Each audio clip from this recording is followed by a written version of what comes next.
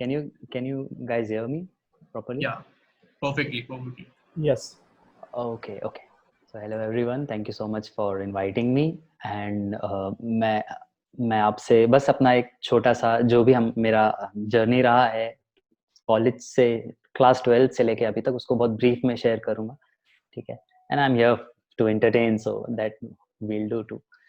So I am from a very small city that is known as Jabalpur. Have you all heard that?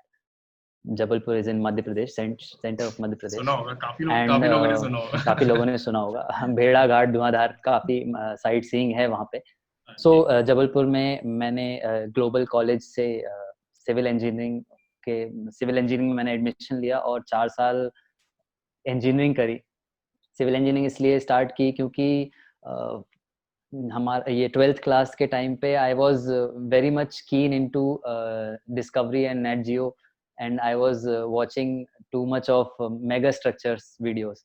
तो Burj Khalifa, Burj Al Arab and all these buildings, इन सारी चीज़ों से काफ़ी fascinated होता था और मुझे बिल्डिंग्स बनाने का बहुत बहुत ज़्यादा इंटरेस्ट आया। So I was a technical guy. मेरे पापा he is into electronics, so घर से ही थोड़ा सा टेक्नोलॉजी का इनपुट आ ही गया था। So I started learning civil engineering, and उसके बाद after 4 years I started doing drawings and designing 3D structures, elevations and all. तो मेरा इसमें इंटरेस्ट था, आर्ट फील्ड में मेरा इंटरेस्ट था। म्यूजिक में तो बहुत पहले से था, पर ये ड्राइंग, डिजाइन, ये सारी चीज़ों में इंटरेस्ट भी था। So I started doing all these things, and final year में ही I started working in working for people, drawing their buildings and earning kind of money.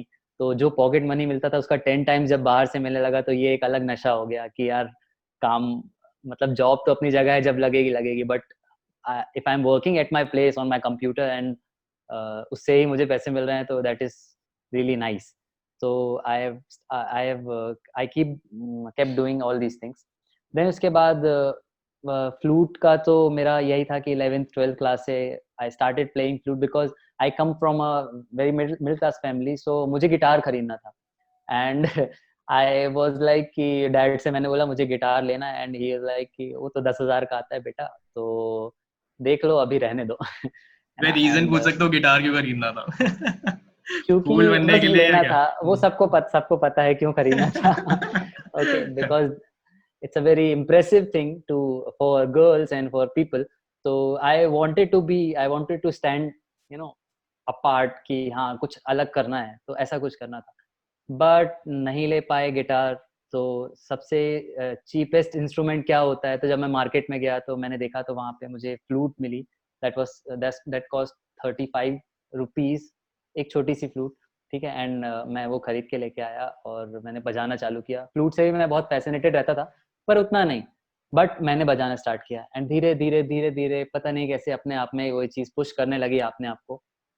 और इतना आने लगा कि जब मैं परेश से मिला तो परेश ने मेरी बहुत तारीफ करी, एंड ही टोल्ड मी कि you should do it professionally. And फिर बहुत सारे लोग मिले अच्छे, बहुत सारी चीज़ें मिली, और धीरे धीरे करके I kinda I am playing okay flute, okay. तो ऐसा कि आपने मुझे यहाँ पे बुलाया है. म्यूज़िक से अलग मैं एक दो चीज़ें और शेयर करना चाहूँगा, क्योंकि people see me as a music person, musician तो नहीं बोलूँगा अपने आप को, तो वो अलग चीज़ है. बट क्लास 12 से लेके अब तक it's been 7 to 8 years, okay. तो तब से लेके अब तक मैंने मार्केट में बहुत सारे लोगों के साथ काम किया. 2 साल कंपनी में काम किया, 2 साल इंजीनियरिंग कॉलेज में एज अ असिस्टेंट प्रोफेसर काम किया, ओके. सो कॉलेज छोड़ने के तुरंत बाद ही I used to teach students, engineering students. और उसके लिए मुझे एक एमपी गवर्नमेंट की तरफ से अवार्ड भी मिला था. जिस सब्जेक्ट को मैंने पढ़ाया था, तो माय 120 स्टूडेंट्स सारे टॉप मार्क्स लेके आए थे, तो उसके लिए मुझे एक्सीलेंस अवार्ड मिला था. सो वहाँ पे काम करने के बाद, स्टूडेंट्स को पढ़ाने के बाद, और फिर मार्केट में 2 साल काम करने के बाद मुझे ये चीज़ देखने मिली, सीखने मिली, जो मैं कहना चाहूँगा. थोड़ा सा 1-2 मिनट लंबा हो सकता है, but it's very important for this session, okay. तो वहाँ पे काम करने के बाद फिर मैंने एक वेस्ट वाटर ट्रीटमेंट कंपनी में काम किया। और वेस्ट वाटर और एनवायरमेंटल कंपनीज ये ऐसी होती हैं कि जो इंटरनेशनली बहुत ज़्यादा एक्सपेंडेड होती हैं, क्योंकि वहाँ पे एनवायरनमेंट का बहुत ज़्यादा, वो इंडिया में इतना सीन कम है, लोग इतना ध्यान नहीं दे रहे हैं। तो इंटरनेशनली मैंने वियतनाम, हांगकांग और सिंगापुर, यहाँ के करीब 10 से 12 प्रोजेक्ट्स पे काम किया। एंड जब वहाँ पे काम किया तो ये समझ में आया कि कितना स्पेसिफिक काम होता है वहाँ पे, कितना कट टू कट काम होता है वहाँ पे। एंड इंडिया में और हमारे बीच में हम कहाँ लैग करते हैं, कहाँ हम अच्छे हैं। हम बहुत सी जगह अच्छे भी हैं, ठीक है, वर्किंग आवर्स एंड ऑल, और लेकिन बहुत सारी जगह हम पीछे छूटते हैं, तो वो चीज़ें सीखने मिली। तो ये सब इन सब चीज़ों से गुजरने के बाद मैं सिर्फ एक बात हमेशा कहना चाहूँगा। उसके बाद भी जब मैंने म्यूज़िक स्टार्ट किया, फिर क्या है, जॉब वगैरह करने के बाद परेश की बात माइंड में थी, बहुत सारे लोगों की बात माइंड में थी, तो आई वाज़ लाइक कि काम तो करना है बट प्रोफेशनल म्यूज़िशियन बनना है। मतलब अब इसको एज़ अ हॉबी नहीं करना है। मैं जहाँ भी खड़ा रहूँ तो पीपल शुड से कि यार ये अच्छा प्ले करता है and he is a professional guy. तो मैंने म्यूज़िक को समझना चालू किया। तो उस टाइम जब मैं म्यूज़िक कर रहा था तो अर्निंग के लिए मुझे कुछ ना करना ही था। तो part time I started an engineering interior design college as a teacher, and I used to teach students, and even now I used to teach student on Zoom call and all, सारी चीज़ें चलती रहती हैं। तो जो मेरी point है वो ये है बताने का कि स्टूडेंट्स को टीचर्स और पेरेंट्स और कॉलेज ये तो सिखाता है कि टेक्नोलॉजी क्या है। हम बहुत अच्छे कॉलेज में जाएँगे तो हमें ये सीखने मिलता है कि ये स्पेसिफिक टेक्नोलॉजी है, ये ऐसा है, प्रैक्टिकल एंड एवरीथिंग। बट ये कोई नहीं सिखाता कि मार्केट में लोग काम कैसे करते हैं। आपको पेमेंट्स के लिए 1-1 महीने वेट करना पड़ता है, उससे कैसे टैकल करते हैं। आपको अपने प्रोडक्ट को सामने वाले के सामने स्टैंड आउट करना है, तो वो कैसे करते हैं। और अगर आप टेक्निकल फील्ड में अगर आप जॉब कर रहे हैं, तो जॉब में आप स्ट्रेस और अपना स्ट्रेस कैसे मैनेज करते हो, ये सारी चीज़ें सिखाना बहुत ज़रूरी है। इसमें एजुकेशन सिस्टम में ये चेंजेस आना बहुत ज़्यादा ज़रूरी है। अगर ये चेंजेस नहीं आएँगे, क्योंकि हम जब स्टूडेंट होते हैं तो हमें कहावत है हरा-हरा दिखता है। हमें लगता है कि यार हम पढ़ रहे हैं, हम बहुत अच्छा पढ़ रहे हैं, हम आगे बढ़ रहे हैं और हम ग्रेजुएट होंगे, हमें कोई कंपनी जॉब दे देगी।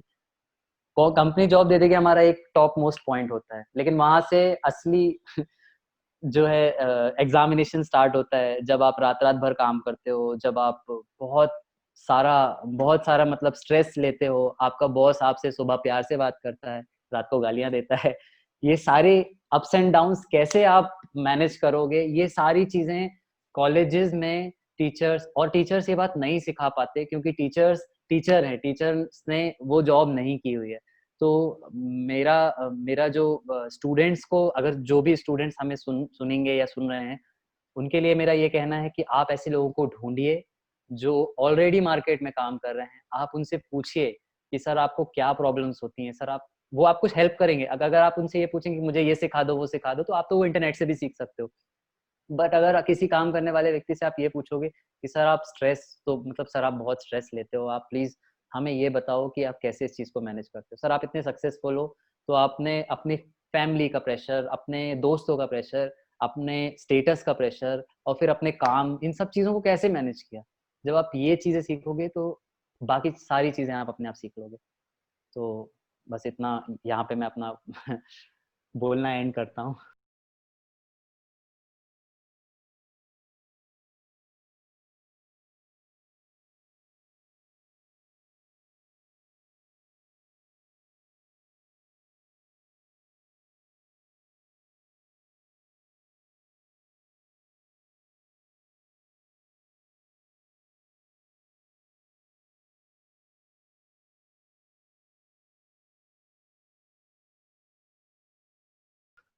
ना ना मैं बोलो यार, और बोलो बाकी यार। विवेक, एक चीज पूछनी है, जैसे या एज अ म्यूजिशियन फ्रीलांस भी हो गया, चाहे डिजिटल मार्केटिंग होगी, हर एक बंदे को हुँ, जैसे एक बहुत पेशेंस चाहिए होता है कि हर एक क्लाइंट ऐसा नहीं होता कि तुम्हें अपफ्रंट पे कर रहा है।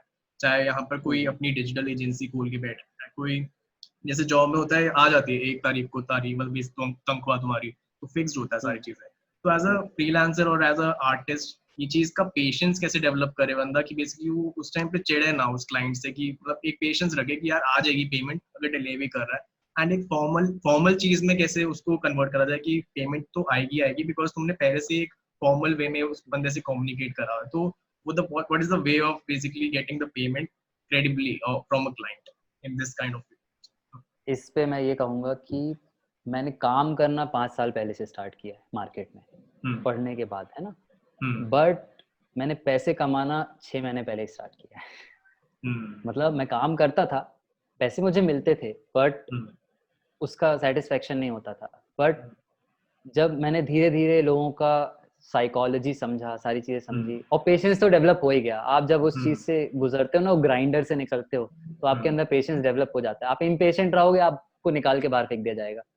आप इम्पेशेंट रहोगे और आप पेशेंस रहोगे तो आपसे बहुत ज्यादा काम कराया जाएगा। तो दोनों चीजें करना इज मतलब बहुत कट थ्रोट समाज है ये, कहना चाहिए कि लोग हर तरह के हैं। कुछ बहुत अच्छे लोग मिलते हैं जो आपको एडवांस भी दे देते हैं, आपसे काम भी करवा लेते हैं, आपसे पूछते भी हैं कि सर आपको कोई दिक्कत तो नहीं है। और कुछ ऐसे होते हैं जो इतने प्यार से बात करते हैं, पर आपको साल भर बाद पता चलता है कि इसने मेरा काटा। सो ये सारी चीजें समझना बहुत जरूरी है। इसके लिए आपको पहला सबसे इम्पोर्टेंट चीज, आपके काम में इतनी क्वालिटी होनी चाहिए कि कोई भी आपकी पेमेंट रोक ना पाए।